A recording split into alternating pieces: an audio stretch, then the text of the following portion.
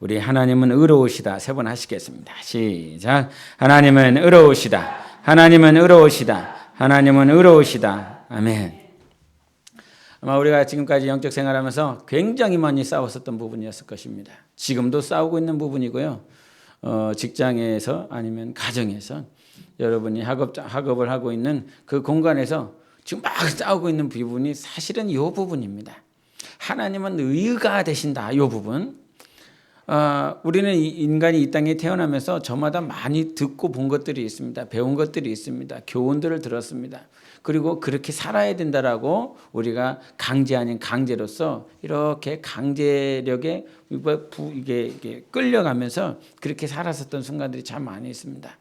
그런데 어느 순간 예수 그리스도를 만났더니 나를 이끌어줬었던 교훈들이나 아니면 도덕들이나 윤리들이나 그런 가르침들이 부딪히기 시작했습니다. 지난번에도 잠깐 얘기를 했지만 제가 이제 그 세미나가 있어서 광명에 갔다가 큰 고모님을 이렇게 뵈러 갔습니다. 내가 살면서 저분을 만나서 복음을 전할 수 있는 시간이 몇 번이나 될까 이런 생각이 갑자기 들더라고요. 한 60이 이제 넘으신 것 같은데 그럼 제가 지금까지 살면서 몇 번 안 뵀는데 남아있는 20년을 만약에 80세까지 사신다 그런다면 20년 동안 내가 저분을 만나서 몇 번이나 예수 믿으라고 그러고 천국 가라고 정말 하나님 신실하게 신앙해야 된다라고 이 말을 몇 번이나 할 수 있을까 생각해 보니까 1년에 한 번 만날까 말까고 한 몇 년에 한 번씩 이렇게 그것도 막 하나님께서 만나게 해주셔야 이렇게 만나게 되는데 저는 광명에 갔는데 그분이 거기 사는지조차도 까마득히 잊어버리고 있었던 거예요. 그런데 어느 순간 광명에 갔는데 갑자기 생각이 나는 거예요. 이분이 광명에 살았다고 그랬던 것 같은데 그래서 제가 핸드폰을 바꾸면서 전화번호가 상실이 돼서 카카오톡을 했더니 깜짝 놀라면서 어디냐고 그랬더니 여기 저 광명에 왔는데 제가 알기로 제 기억상에 고모님이 광명에 사시는 것을 알고 있는데 광명 어디 사십니까? 그랬더니 소화동이라고 그러더라고요. 그런데 저희가 세미나 있었던 곳이 소화동이었어요. 그래갖고 야 이건 주님이 만나라고 하는 거다. 그래갖고 둘째 날 세미나 하고 나서 이렇게 이제 우리 교사들 내려주고 저희는 이제 저희 부부만 이렇게 가서 만났지요. 만나서 이렇게 기도해 주러 왔습니다. 이게 무릎이 다쳐갖고 수술을 하셨더라고요. 쇠를 한 4개나 되는 한 요 길이에 쇠를 한 4개 정도를 뺐다고 그러면서 지금 제대로 못 걷는다고 나 기도 좀 해달라고 세상 말로 좀 고모님한테 이런 표현을 하기 그렇지만 날라리 신자거든요. 그래서 고모님 무릎을 붙잡고 이렇게 막 기도를 했습니다. 그랬더니 이분이 왜 나한테 기도를 해달라고 그랬을까? 그래도 내 조카가 목사라고 그러는데 목사가 기도를 잘하나 안 하나 시험하려고 그러는 거 아닐까? 그래갖고 더 열심히 기도를 해줬습니다. 그러면서 이렇게 기도를 해주면서 참 내 마음 가운데 감사하더라고요. 그런데 이제 이런저런 얘기를 하다가 둘째 고모님이 계시는데 둘째 고모님은 어디 계십니까? 물어봤더니 우리 바로 옆집에 살아. 무슨 말입니까? 왜 옆집에 삽니까? 이쪽으로 이사 왔어. 우리 그럼 둘째 고모님은 예수 믿으십니까? 안 믿는다 그러는 거죠. 그러니까 그러면서 그 원래 그 넷째 숙부라고 그러죠. 백부가 아니 숙부가 계시는데 일찍 있게 암에 걸리셔서 이렇게 돌아가셨어요. 돌아가셨는데 너희 둘째 고모가 뭐 했는지 아냐? 그 제가 이게 천국 가야 됩니다. 예수님 잘 믿어야 된다고 그러면서 제발 굿 좀 하지 말라고 무당 좀 불러주지 말라고 이거 아주 큰일입니다. 그랬더니 대뜸 말하면서 니네 둘째 고모가 니네 그 죽은 넷째 작은아버지 결혼시켜줬어. 결혼 못하고 죽었거든요. 그러면서 무당 불러갖고 굿하면서 이번에 크게 니네 작은아버지 결혼시켜줬다고. 그래 막 하면서 그것 좀 하지 말라고 그러면서 이렇게 했는데 이제 공격이 들어오는 것이 왜 너 제사를 안 하냐? 제사 나 니네 아버지 돌아가셨을 때도 이게 기일 돼 갖고 니네 집 갈라 그랬는데 너네 엄마가 그러더라. 승우가 그런다고 왜 많고 많은 날 꼭 죽은 날 와갖고 이렇게 기념하냐고 오지 말라고 그랬다고 다 준비해갖고 고모들이랑 다 준비하고 가려고 그랬는데 그래갖고 네가 오지 말라고 그러니까 못 갔다고 너만 유별나냐 이런 식으로 이렇게 하면서 공격이 들어오더라고요. 자, 무슨 말씀을 하고자 하냐면 우리는 지금 신앙생활을 하고 있기 때문에 그 신앙생활을 하면서 가장 부딪히는 것이 무엇이냐면 하나님만이 의가 되신다는 것입니다. 하나님만이 옳다. 하나님만이. 그러면 하나님만이 옳다라고 하는 것을 우리가 어떻게 근거를 가지고 기준을 가지고 할 수 있을까?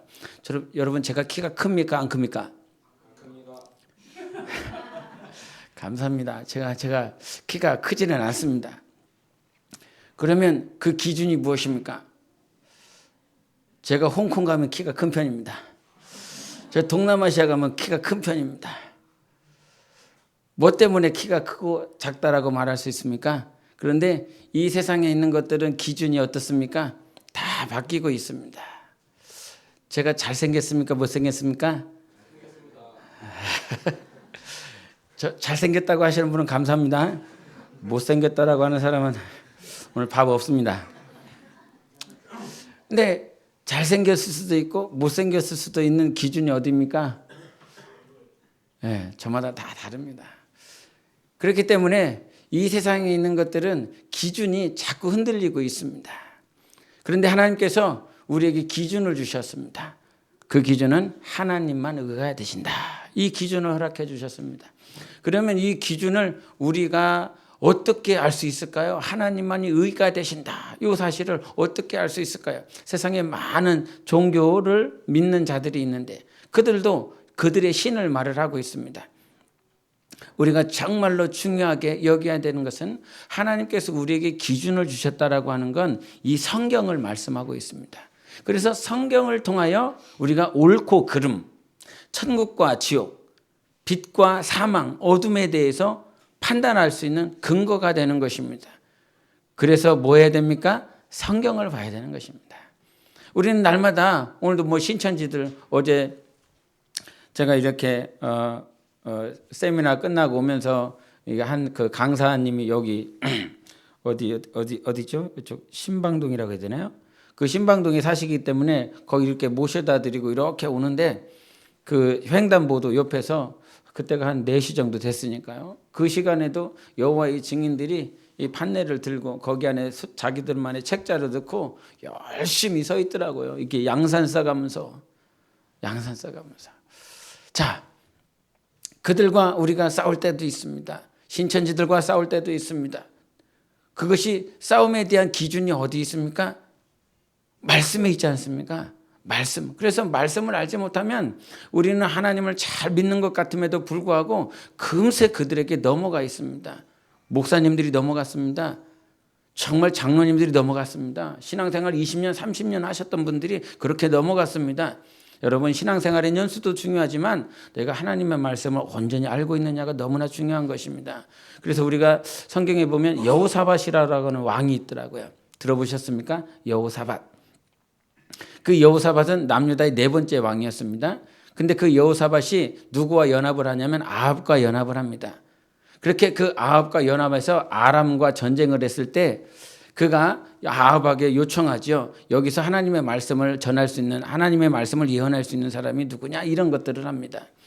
그때에 시드기야와 400명의 선지자들이 왔습니다. 그러면서 우리가 이 전쟁에서 이기면 우리가 이 전쟁에 나가면 이길 수 있다 이런 예언을 하죠. 그런데 누가 등장합니까? 시드기야 반대편에 있었던 세 글자 미가야가 등장합니다. 미가야가 등장하면서 아닙니다. 우리는 나가면 절대로 이길 수가 없습니다. 반드시 죽습니다. 살아서 돌아올 수 없습니다. 이런 말을 합니다. 그때 여호사밧의 관점, 여호사밧의 시각, 여호사밧의 모든 초점은 어디에 있었냐면 숫자에 있지 않았습니다. 즉 400명이라고 하는 선지자들에게 있지 않습니다. 우리가 400대 1이면 누가 이겨야 됩니까? 400명이 이겨야 되죠. 당연히 400명이 이겨야 됩니다. 이 사람도 와서 이긴다고 그러고 저 사람도 와서 이긴다고 그러고 이쪽에 있는 사람 400명이 와서 딱 우리가 이길 것입니다라고 말했습니다. 그러나 단 한 사람 미가야가 와서 우리는 절대 이길 수가 없습니다. 그러면서 여호사밧의 관심이 어디에 있었냐면 숫자에 있지 않았습니다. 여호사밧의 삶은 숫자에 관심이 있는 것이 아니라 분량에 관심이 있는 것이 아니라 하나님의 뜻에 관심이 있었습니다. 오직 하나님의 뜻이 무엇인지 400명이 와서 다 말한다라고 할지라도 또 다른 선지자가 없습니까? 이렇게 찾습니다. 그래서 우리의 삶은 숫자나 어떤 공적이 많은 사람들을 찾아다니는 것이 아니라 오늘 이 순간 의가 되시는 하나님의 말씀 앞에 귀 기울여야 되는 것입니다. 그래서 우리가 GPS를 키라고 하는 것은 우리가 세상의 GPS는 이 우주 안에 있는 인공위성에 우리가 GPS를 키는 것 아닙니까? 그러나 우리가 하나님의 의가 되신다라고 하는 그 GPS는 어디로부터? 저 보좌로부터. 하나님께서 우리를 사랑하시고 우리를 위하여 기다리고 계시는 그 하늘로부터 우리의 영혼의 GPS가 커졌을 때 이 인공위성이 우리에게 주는 그 GPS는 이 지구라고 하는 요 곳에서만 우리가 제대로 갈 수 있는 것이 있습니다. 오른쪽으로 가야 되는지 왼쪽으로 가야 되는지 가르쳐 줄 수 있습니다. 그러나 우리가 이 땅에 있는 인공위성의 GPS를 아무리 잘 켜도 저 하늘 천국은 갈 수가 없습니다. 오직 하늘의 GPS를 켰을 때 우리의 영혼이 저 영생까지 나아갈 수 있습니다. 그래서 어떻게 해서든지 영생의 GPS를 켜야 되는 것입니다. 그래서 우리에게 중요한 건 사람도 아니고 제가 누누이 성령께서 안에서 말씀하셔서 여러분에게 같이 나누는 것이지만 목사를 의지하는 것도 아니고 사람을 의지하는 것도 직분자들을 의지하는 것도 아니고 오늘도 우리의 영혼을 가르쳐 주시고 모든 진리 가운데로 인도하시는 분은 하나님이시기 때문에 그 하나님만을 의지하자라고 하는 것이었습니다. 그래서 여호사밧의 기도가 이런 기도가 있습니다. 역대 20장 12절에 제가 읽어드리면 우리 하나님이요 그들을 징벌하지 아니하시나이까 우리를 치러오는 이 큰 무리를 우리가 대적할 능력이 없고 어떻게 할 줄도 알지 못하고 오직 주만 바라보나이다. 아멘. 할렐루야. 자기는 할 수 있는 능력도 없고요 힘도 없고요 저들을 대적할 수 있는 능도 없다라고 하는 것입니다. 여러분 이것이 세상 가운데서 우리가 살다 보면 대단히 힘들고 어려운 부분 아닙니까? 난 이거를 좀 가지고서 뭔가를 대적도 해보고 능도 있어서 저들과 싸워보기도 하고 이겨보기도 하고 그렇게 해서 힘과 능이 있어서 세상 대적들을 이길 수 있는 그런 힘과 능을 찾는 거 아닙니까? 박진영이 연세대 나와서 그렇게 사업하고 그렇게 엔터테인먼트 만들어서 많은 돈을 만들고 벌고 명예를 가지고 그렇게 세상 가운데서 정말 세상에 이렇게 가수가 되려고 하는 친구들은 박진영을 모르는 사람이 없죠. 댄서가 되고 싶은 사람은 박진영을 모르는 사람이 없습니다. 영향력이 대단히 많지요. 그래서 아마 우리는 박진영과 같은 그러한 세상의 권세, 명예, 물질들을 소유하려고 하는 그런 마음들이 우리 안에 있습니다. 아마 분명히 있을 것입니다. 그래서 그것 때문에 괴롭기도 하고 어떻게 잘 해보려고 하는데 안 되는 그런 마음들 때문에 힘든 시간들을 보낼 때가 있습니다. 여러분 진정한 복이 무엇인지 압니까? 오늘 여호사밧의 이 기도처럼 나는 대적할 힘도 없습니다. 능도 없습니다. 저들에게 어떻게 나가야 될지 알지도 못합니다. 그러나 오늘 오직 주만 바라봅니다. 이것이 큰 복 아니겠습니까?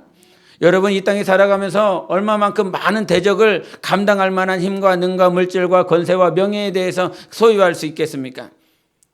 이것은 우리가 부익부 빈익빈이라고 말한 것처럼 이 가장 끄트머리 위 탑에 있는 사람이 있어야 밑에 있는 사람들이 있을 수밖에 없는 것이 이 세상 구조거든요.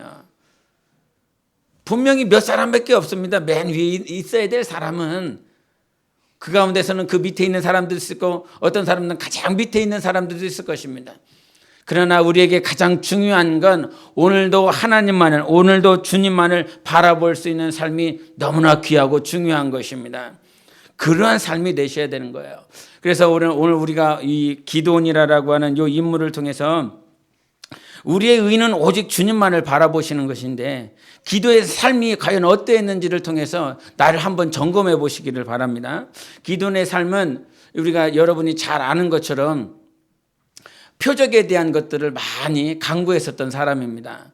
그래서 우리가 한번 점검해 볼 때 우리 사사기 한번 보시겠습니다. 6장 15절을 한번 보시겠습니다. 6장 15절 어떤 말씀이 있는지 한번 보시기 바랍니다. 6장 15절 그리고 17절을 한번 읽겠습니다. 같이 읽겠습니다. 시작. 그러나 기드온이 그에게 대답하되 오 주여 내가 무엇으로 이스라엘을 구원하리이까? 보소서 나의 집은 므낫세 중에 극히 약하고 나는 내 아버지 집에서 가장 작은 자니이다 하니 기드온이 그에게 대답하되 만일 내가 주께 은혜를 얻었사오면 나와 말씀하신 이가 주 되시는 표징을 내게 보이소서. 아멘. 여기서 기드온이 구한 것은 무엇이냐면 구원하기를 원합니다. 자기뿐만 아니라 가정뿐만 아니라 자기 민족을 구원하기를 원합니다. 그래서 이가 구원을 하기를 원하는데 하나님 앞에 가장 먼저 구한 것은 무엇이었습니까? 표징이었습니다. 즉 표적이었습니다. 하나님이 주가 되시다라고 하는 이 사실을 보고 싶은 것입니다. 분명히 미디안과 싸워야 되는데 이 미디안과 싸우는 이 전쟁에서 나는 이길 수 있는 힘도 므낫세 가운데서 가장 작은 자라고 고백했던 것처럼 이길 수 있는 힘과 능도 없습니다. 그렇기 때문에 하나님께서 나를 인도하고 계시고 있다라고 한다면, 하나님께서 우리를 이기게 하신다라고 그런다면 우리에게 표징을 보여주소서, 우리에게 표적을 보여주소서.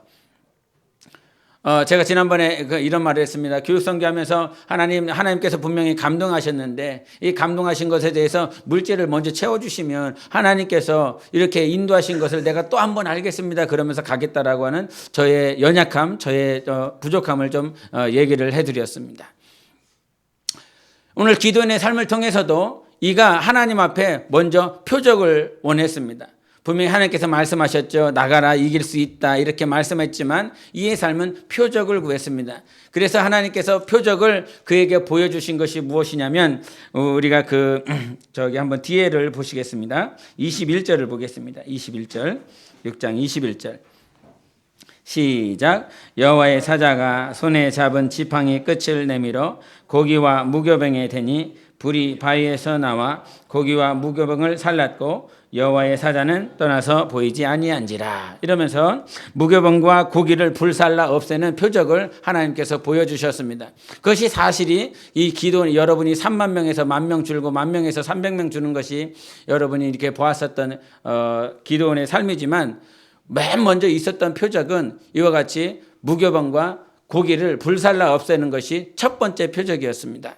이 첫 번째 표적을 통해서 하나님께서 나와 함께 하시고 있고 나를 인도하고 있구나.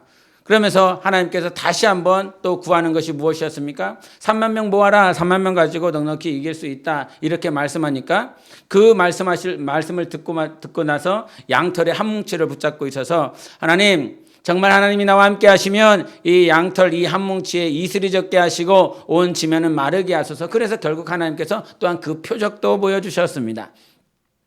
이제 그것을 보여주시고 나셔서 하나님께서 다시 한번 이제 그에게 이제 이길 수 있다라고 말하자 그가 다시 한번 하나님께서 또 표적을 보여줘요. 10,000명에서 300명으로 이렇게 줄이고 나니까 다시 한번 나에게 표적을 보여달라고 그래서 이제 온 지면에게 이슬이 적게 하소서. 이것도 응답되었죠. 여러분이 잘 아는 것처럼. 자, 그렇게 표적을 보여주는 삶들을 계속 그가 봤습니다. 그런데 중요한 것이 이렇게 진행이 되는 것들을 한번 보게 됩니다. 우리 6장을 한번 보시겠습니다. 6장 38절입니다. 6장 38절. 37절 먼저 보겠습니다. 37절 그리고 39절을 한 번 더 보겠습니다. 37, 39절입니다. 시작. 보소서 내가 양털 한 뭉치를 타작마당에 두리니 만일 이슬이 양털에만 있고 주변 땅은 마르면 주께서 이미 말씀하심 같이 내 손으로 이스라엘을 구원하실 줄을 내가 알겠나이다 하였더니 기드온이 또 하나님께 여쭈되 주여 내게 노하지 마옵소서. 내가 이번만 말하리이다 구하옵나니 내게 이번만 양털로 시험하게 하소서. 원하건대 양털만 마르고 그 주변 땅에는 다 이슬이 있게 하옵소서 하였더니. 아멘. 자, 계속 표적을 보여주는 삶을 이렇게 봅니다. 그랬더니 39절에 뭐라고 말씀하십니까? 기드온이 또 하나님께 여쭈되 주여 내게 노하지 마세요. 하나님 저에게 화내지 마세요. 내가 이번만 하나님께 말하고 구하겠습니다. 내게 이번만 양털로 시험하게 하소서. 이런 말을 합니다. 여러분, 어느 순간 우리가 하나님의 말씀을 듣고 그렇게 신앙하고 하나님의 감동을 따라 살아간다라고 하면서도 기드온의 모습처럼 자꾸 표적을 구하는 삶을 이렇게 살다 보면 하나님 이것을 보여주시면 하나님의 뜻인 줄 알겠습니다. 하나님 이것을 안 보여주시면 이것이 하나님의 뜻이 아닌 줄 알겠습니다. 이런 삶들이 많아요. 이런 신앙 체계가, 이런 사고들이 많이 있어요. 결국은 그렇게 하다 보니까 여기서도 말을 한 것처럼 하나님께서 표적 보여주시기를 시험한다라고 말하고 있어요. 내가 지금 이 과정을 통해서 시험하기 원합니다. 테스트하기를 원합니다. 이게 참 위험한 것이 무엇이냐면 우리가 신앙생활 이렇게 3만 명에서 1만 명으로 1만 명에서 300명으로 줄고 또 무교병과 고기를 다 불사르는 그런 표적들이 참 많이 있었어요. 여러분을 인도하시는 하나님께서 나와 함께 하시는 그런 표적들이 많이 있었어요. 그런데 이제 우리가 신앙생활에서 중요한 것은 무엇이냐면요. 표적을 구해서 하나님의 뜻을 구하는 것이 아니라 우리는 실제적으로 밖에서 하나님이 나와 함께 하신다라고 하는 표적이 아니라 우리 안에 있는 감동과 감화와 말씀이 중요한 것입니다. 이 GPS가 켜져야 되는 것입니다. 이 영적인 GPS가 켜져야 하나님께서 나에게 말씀하셨어. 하나님께서 나에게 오늘 지도하셨어. 이 말씀을 믿고 살아갈 수 있는 거거든요. 그런데 어느 순간 이것이 보이지 아니하면 신앙이 없어져요. 표적을 따라 살아가기 때문에 우리가 예수님께서 오셔서 주님 우리에게 표적 보여주셔서 그런 그들에게 예수님께서 하신 말씀은 내가 너희들에게 표적 보여줄 것 없다. 이미 요나의 표적으로 충분하다라고 말씀해 주셨어요. 표적보다 중요한 것은 무엇이냐면 오늘도 우리 안에서 감동으로 말씀하시고 오늘도 하나님의 뜻을 가르쳐 주시는 주님의 역사하심인 것입니다. 이것이 표적보다 크게 보일 때 무엇이 더 크게 보여야 된다고요? 표적보다 하나님의 감동과 말씀이 내가 더 크게 느껴질 때 표적은 아무것도 아닌 거예요. 그 표적은 무엇도 사단도 허락할 수 있는 거예요. 내가 너에게 천하 영광 주겠다. 나에게 경배하라. 이렇게 천하 영광을 충분히 우리에게 주면서 속일 수 있는 것입니다. 그러나 성령이 우리에게 주시는 말씀은 그 누구도 틈탈 수가 없다 이 말이죠. 그래서 그 신앙이 자꾸 가면 갈수록 하나님께서 우리에게 요구하시는 것이 무엇이냐면 하나님의 의가 무엇이냐라고 하는 것을 지금 말씀을 드리는 것입니다. 하나님의 의, 하나님의 옳다 하심, 하나님의 정말 우리를 향하여 옳다라고 여겨주시는 것이 무엇이냐? 아브라함에게서 하나님께서 요구하신 그 의가 무엇이었습니까? 하나님 내게 표적을 보여주세요. 하나님 내게 표징이 있게 도와주세요. 이것이 아니라 하나님께서 내가 너에게 네 아들을 요구하기를 원한다. 네 아들을 바쳐라라고 말을 했을 때 이것이 하나님의 음성인지 하나님의 감동인지 하나님 내게 표적 보여주세요. 이것을 요구하지 않고요. 하나님의 말씀을 듣고 그 자기 이삭을 데리고 가서 그 모리아산에서 번제단을 이렇게 바친다 이 말이지요. 이게 무슨 말입니까? 하나님의 말씀이 너무나 선명하다는 거예요. 이거는 하나님의 말씀이야 라고 이게 하나님의 말씀이 아니다라고 우리가 생각을 하게 된다라고 그런다면 기드온처럼 하나님 이거를 좀 보여주세요. 그러면 하나님의 뜻인 줄 알겠습니다라고 이렇게 넘어간다는 거죠. 그것이 바로 오늘 하나님을 시험하는 삶인 거예요. 내가 어느 순간 하나님의 뜻을 구하면서 하나님 외부에 있는 표적을 통해서 하나님 계시면 하나님이 함께 하시면 이거를 좀 보여주시고 이거를 좀 듣게 해주시고 이런 것들이 우리에게 있다라고 하는 거예요. 그런데 그것이 이렇게 있는 삶은 어느 것으로 이렇게 끝나냐면 자꾸 하나님을 시험하는 결과를 우리에게 맞아들게 한다 이 말이죠. 얼마나 분명했으면 얼마나 하나님의 음성이 선명했으면 백세에 낳은 자기 아들 이삭을 그렇게 모리아산에 아무런 주저함 없이 마음은 괴롭고 고통스러울 수 있겠지만 그 모리아산에다가 자기 이삭을 바칠 수 있었겠습니까? 여러분 오늘도 하나님의 말씀이 선명하게 들리십니까? 안 들리십니까? 정말 우리가 하나님 앞에 내세울 수 있는 건 내가 하나님의 뜻대로 했습니다 이 고백 아닙니까? 주님 앞에 섰을 때 하나님 제가 힘들었어요. 하나님 제가 어려웠어요. 제가 감당하기 너무나 힘들고 괴로웠어요. 그러나 하나님 제가 하나님의 뜻대로 살려고 몸부림쳤습니다. 저는 연약하고 항상 넘어졌지만 그러나 하나님의 말씀대로 하나님의 뜻대로 살았습니다. 이 고백을 하나님께서 듣길 원하시는 거 아닙니까? 할렐루야 믿으십니까? 정말 하나님의 뜻대로 우리 예겸이 있지만 예겸이가 지지난 주간에 이제 뭐 이렇게 어떤 그 어디였지? 외교부가 아니고 교육부에서 뭐 국제교류하는 그런 행사가 있더라고요. 국제교류하는 그런 행사가 있어서 이거 신청을 하면 되겠다. 이게 약간 이렇게 저소득층에 대해서는 100% 무료로 지원을 한다고 그래갖고 그걸 한번 신청을 해봤어요. 그래서 말레이시아로 이렇게 갈 수 있는 그런 것들이 방학 기간에 잠깐 있는 것 같아서 이거를 신청을 했는데 저는 될 거라 생각을 했는데 한 며칠 한 10일인가 지나서 이렇게 결과가 왔는데 떨어졌다는 거예요. 그 소식을 딱 듣는데 왜 떨어졌을까? 한참 고민하게 되는 거죠. 그러면서 그 주간에 자꾸 이렇게 들려지는 소리가 있었어요. 조혜겸이 영적 생활을 이렇게 하는 모습들이 이렇게 들려지기 시작했어요. 그러면서 요놈이 뭔가 걸려 있겠구나, 뭔가 걸려 있다라고 하는 것들이 잠깐 이렇게 와서 어제 잠깐 대화를 하면서 이게 식사를 하면서 나는 분명히 될 것 같았는데 왜 떨어졌냐? 뭐가 문제가 있는 것 같다. 그러면서 이제 자기가 뭐가 문제냐 그러면서 이렇게 물어봤더니 자기가 이제 영적인 그런 부분들을 잠깐 얘기를 하더라고요. 이런 부분들 때문에 제가 떨어진 것 같습니다. 이런 얘기를 하더라고요. 여러분, 지금 우리가 신앙생활하면서 신앙생활은 하고 있지만 내가 하나님과에 막혀져 있는 것이 무엇인지 선명하게 안 느껴지고 있다면 이거 참 위험한 요소인 것입니다. 하나님께서 나를 인도하고 계시는데 GPS라고 하는 그 GPS를 다 켜서 나를 인도하고 계시는데 하나님께서 그 인도하심이, 하나님의 선하신 그 인도하심이 나에게 안 느껴져. 불분명해. 이거 너무나 위험한 요소인 것입니다. 그래서 우리는 자꾸 하나님을 시험하게 되거든요. 그러나 이게 신앙이 이렇게 성장하면 성장할수록요, 하나님은 표징보다 하나님의 말씀을 듣고 그렇게 살아나기를 원해요. 왜? 하나님의 말씀보다 더 완벽한 건 없으니까요. 믿으십니까? 표적보다 더 완벽한 것이 오늘도 내 안에서 말씀하시는 성령님의 음성이에요. 그래서 그것이 더 분명하니까 아들 예수께서 십자가에서 피 흘리시고 부활하시고 난 다음에 아버지께 부탁하여 우리에게 성령을 보내신 거 아닙니까? 너무나 정확하니까 성령의 인도만이, 성령의 간섭과 감동만이 가장 중요한 것이고 가장 100% 완전한 길이시기 때문에 우리에게 성령님을 허락해 주셨습니다.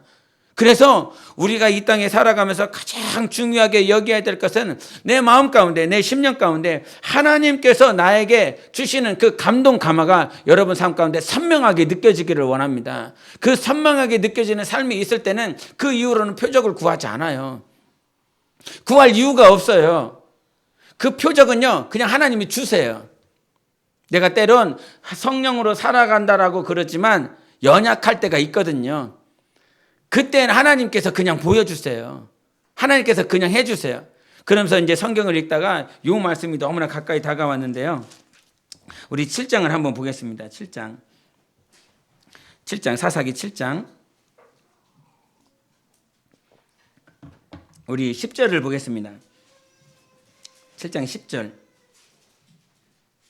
7장 10절. 우리 다 읽을 수는 없으니까요. 7장 10절하고 15절만 읽겠습니다. 시작. 만일 내가 내려가기를 두려워하거든 내 부하와 함께 그 진영으로 내려가서 15절입니다.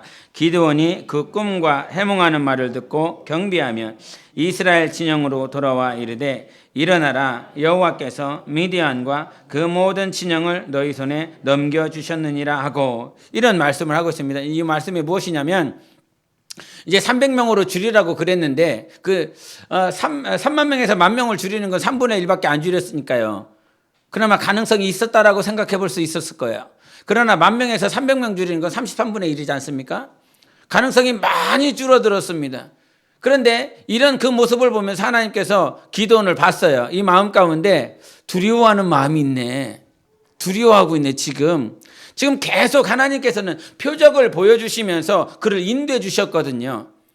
그런데 내가 힘을 다하여 싸운다라고 할지라도 이길 수 있는 그 가능성들이 자꾸 줄어들고 있습니다. 그 가능성이 줄어들다 보니까 이 기도원 안에 두려움이 생겼어요. 하나님은 그것을 보시고요, 자기 부하와 함께 올라가라라고 말씀하시고 그 진영에 갔더니 그 진영에서 보초가 서 있는데 그 보초가 꿈을 얘기를 하면서 이 꿈을 통해서 기도원이 이길 수 있다라고 하는 해몽을 하게 해주십니다. 그 해몽을 듣고 나서 우리가 이길 수 있다라고 그러면서 올라가거든요. 그런데 여러분, 사실 잘 생각해 보세요. 꿈을 꿨어. 하나님께서 꿈을 통해서 해몽을 해주셨어. 하나님께서 환상을 통해서 보여주셨어. 하나님께서 이상을 통해서 나에게 말씀을 해주셨어. 그런 말을 들으면 여러분, 그 말을 하는 사람이 어떤 사람으로 보입니까?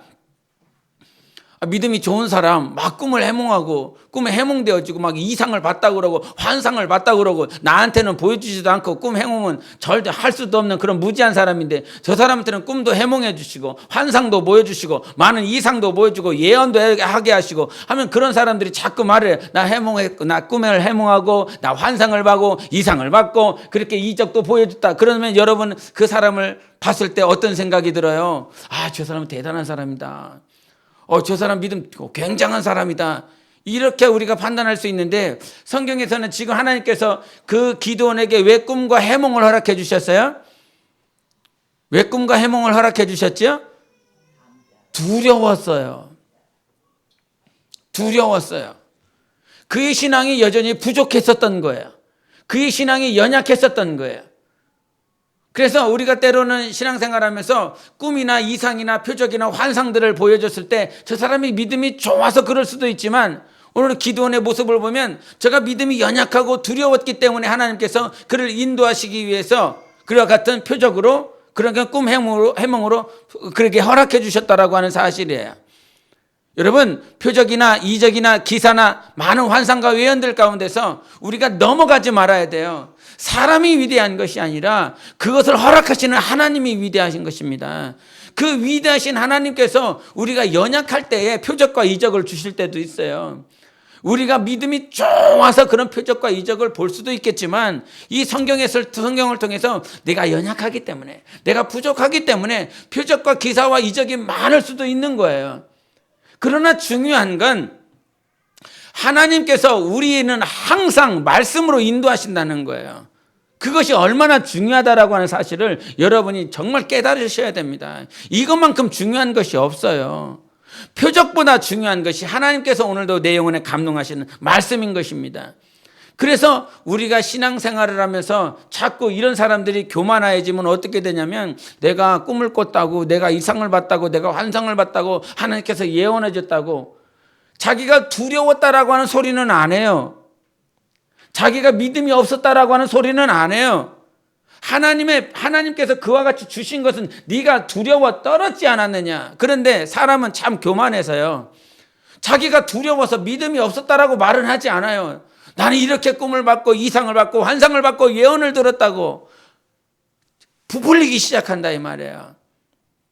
우리가 항상 하나님 앞에 겸손해야 됩니다.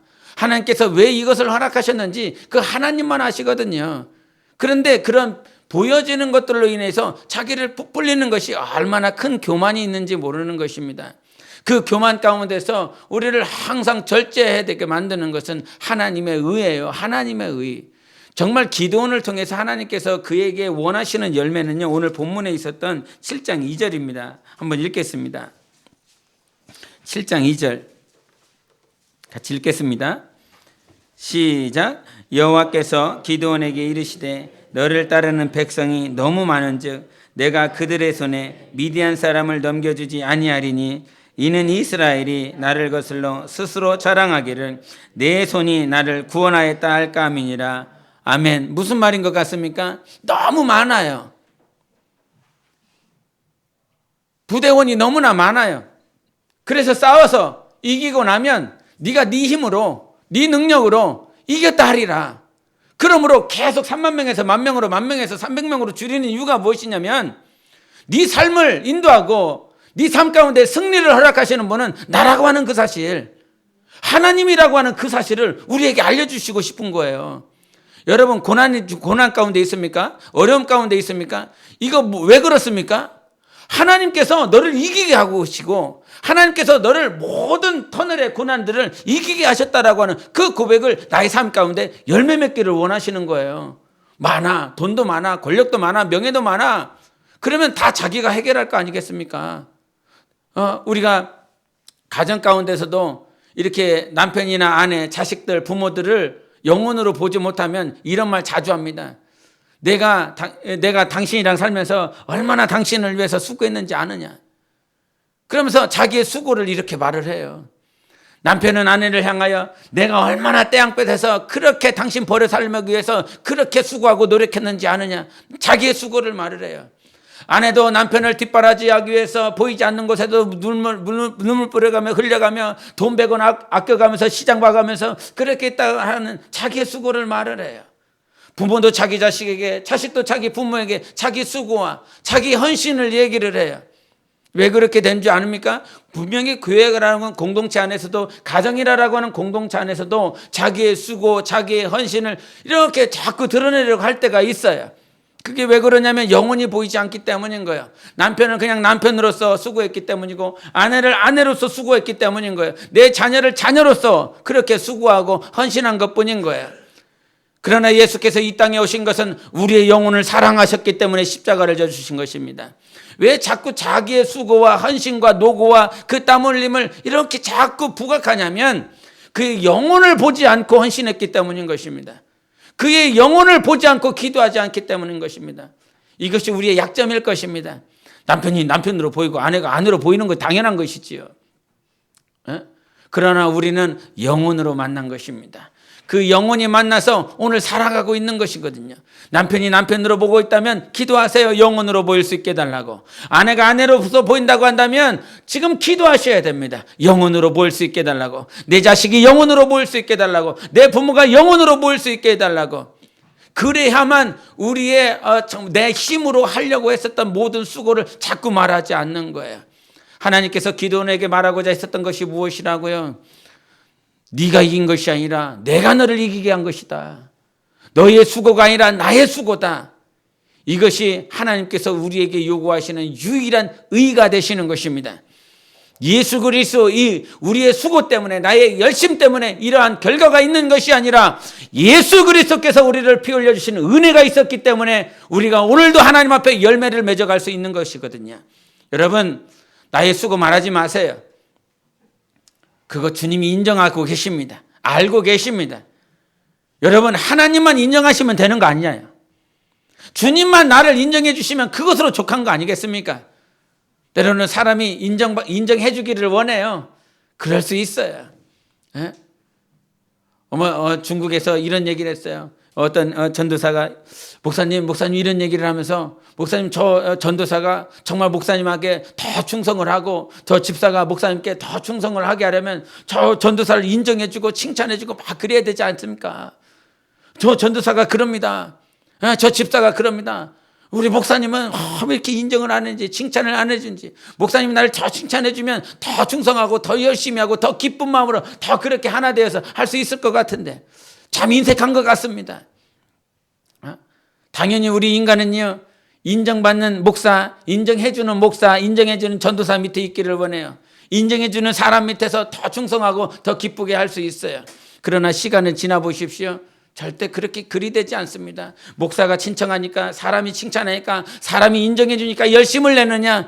하나님께서는 그 사람에게 시험 들게 만들어 버리십니다. 그 사람을 멀리 떠나게 하십니다. 그와 같은 성경의 역사가 얼마나 많은지 몰라요. 우리가 이 땅에 살아가면서 하나님께 인정받기 위해서 여러분 지금 교회라고 하는 공동체에서 헌신하며 수고하고 있는 거 아닙니까? 그러십니까? 정말 하나님께 인정받기 위해서 몸부림쳐야 되는 것입니다. 그것이 하나님의 의 아닙니까? 하나님께서 내가 너를 옳다 하겠다, 내가 너를 인정한다, 이것이 하나님의 의거든요. 천국에 가서 무슨 소리 들으려 하십니까? 내가 너를 옳다 하겠다, 내가 너를 인정하겠다, 이 하나님의 고백만 있다라고 한다면 우리가 이 땅에서 수고한 모든 것들 하나님 앞에 섰을 때 정말 기쁨과 감사함으로 하나님 앞에 설 수 있는 것입니다. 시간이 지나면 지날수록요, 우리는 표적을 구하는 삶이 아니라 말씀을 구하는 삶이 됐어요. 말씀이 선명하기 때문에 자기 아들 이삭이라도 모리아산에 바칠 수 있는 그런 영감이 있으시기를 바랍니다. 그런 감동 감화가 성령의 하나님의 말씀이 우리에게 주시는 귀한 말씀들이 우리 안에 너무나 많이 넘쳐야 되는 것입니다. 그러므로 우리가 시간이 지나면 지날수록 유념해야 되는 것은 하나님의 의만을 드러내야 되고 하나님의 영광만을 드러내야 되기 때문에 우리 자신의 정말 나는 없어져야 되거든요. 나는 정말 사라져야 되거든요. 그러려면 우리가 과거의 나라는 존재가 어떠한 존재였는지를 항상 잊지 마시기를 바랍니다. 성경에 나라고 하는, 우리라고 하는 존재에 대해서 말씀을 하실 때 우리 한번 에스겔서 마지막 한번 보겠습니다. 에스겔서 16장을 보시겠습니다. 에스겔서 16장 우리 4절부터 6절까지 보시겠습니다. 과연 나라고 하는 존재가 어떤 존재였는지 정말 항상 점검하시고 우리 하나님만 드러내시기를 바랍니다. 16장 4절부터 우리 6절까지 구약 1169페이지입니다. 우리 또박또박 큰 소리로 함께 읽겠습니다. 시작. 내가 난 것을 말하건대 내가 날 때에 내 배꼽줄을 자르지 아니하였고 너를 물로 씻어 정결하게 하지 아니하였고 내게 소금을 뿌리지 아니하였고 너를 강보로 싸지도 아니하였나니 아무도 너를 돌보아 이 중에 한 가지라도 내게 행하여 너를 불쌍히 여긴 자가 없었으므로 네가 나던 날에 내 몸이 천하게 여겨져 내가 들에 버려졌느니라. 내가 내 곁으로 지나갈 때에 내가 피투성이가 되어 발짓하는 것을 보고 내게 이르기를 너는 피투성이라도 살아있으라.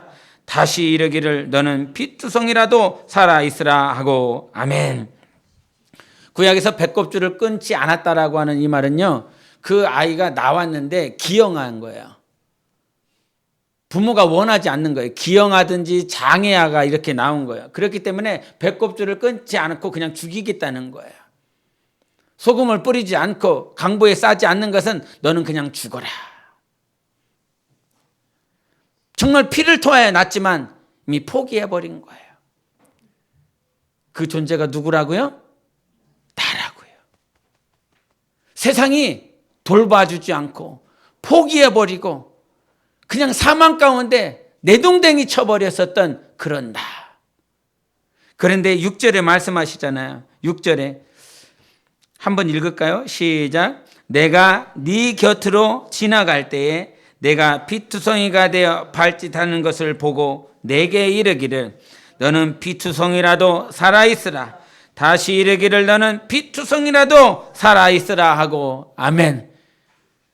세상은 다 포기해버려서 배꼽줄도 끄지 않고 정말 소금도 뿌리지 않고 강보에 싸지 않아서 이미 다 포기하고 내팽개치고 피투성이 자체로 그대로 있지만 주님께서 우리를 지나가시며 나를 보시며 너는 피투성이라도 살아야, 너는 피투성이라도 살아있으라 말씀해 주셨습니다. 그런 우리를, 피투성이와 같은 존재를 하나님께서 우리를 만지시고 강보에 싸우시고 배꼽줄을 끊어주시고 우리를 안아주셨습니다. 그런 존재가 바로 우리가 같은 존재예요. 살 수 없는 존재. 오늘도 대표기도 하셨지만 영원히 지옥 갈 수밖에 없는 존재, 영원히 지옥에서 불구덩이 가운데서 영원히 멸망 가운데 있을 수밖에 없는 존재, 아무도 구해주려 하지 않고 아무도 살려주려 하지 않는 우리를 우리 주님께서 지나가시면서 씻어주시고 배꼽줄 끊어주시고 강보에 싸워주시고 살아야 된다, 살아야 된다라고 말씀하신 분이 우리 하나님이십니다. 정말 여러분, 우리가 이 땅 가운데 살아가면서 하나님이 구하고 계십니다. 하나님께서 찾고 계시고 있고요, 하나님께서 보고 계시고 살아야 된다라고 말씀해 주셨습니다. 어떠한 힘듦이, 어떠한 어려움이 있어도 하나님의 뜻대로 사는 것이 우리가 하나님께 영광 돌리는 삶인 것입니다. 부티성이와 같은 존재, 강보에 쌓일 수밖에 없는 그런 존재, 그런 존재가 우리였어요.